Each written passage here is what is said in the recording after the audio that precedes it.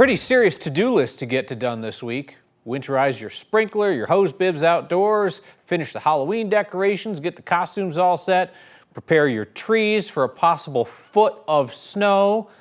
That wasn't on the list a week ago, Jennifer Meckles. I don't know, at our place, like the ash trees have dropped their leaves, like they could handle snow, but our maples are still covered in leaves, and like if we get the kind of snow they're talking about, that could just be a disaster. Yeah, I was driving through parts of Denver today, and my goodness, is it gorgeous with the fall colors still out there, but that means that so many trees still have all those leaves on them, which makes the branches heavier, and with all that snow, which we're hearing these crazy numbers now coming down, that means heavier branches with that snow. That's not good for those trees. So consider this your warning. If you can try to fix something on the front end, great. Otherwise, you might be having limbs dropping in your yard. We took a couple of questions to an arborist, like, what can you do at this point? Well, of course, it's always better to be proactive rather than reactive. Too late at this point to really get any pruning done unless you have a way to do that tomorrow morning. But if you've got anything smaller, you can always give those branches a good shake or get that broom out dusting. The whole point, though, here is get that snow off the branches if you can before it starts getting so heavy it could be a problem.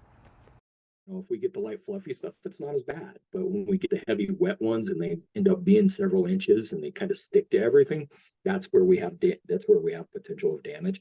And honestly, it seems to be usually once a year in some neighborhood of Denver or the metro area does get some kind of storm damage. He's so right. I mean, we just go back in our archives, Kyle, and I look up a couple, and like every storm, we have one of these. So if you're going to be dealing with some trees like this on your property, maybe think about where you're parking underneath them.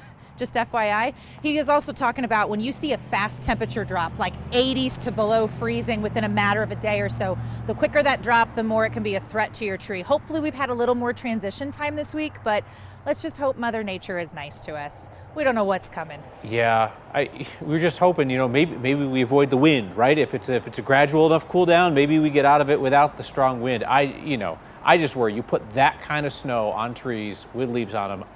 I don't know what you can really honestly do. Yeah, hope and pray. Hope and pray. I think that's it. Yep, there you go. All right, Jenny Meckles, thank you.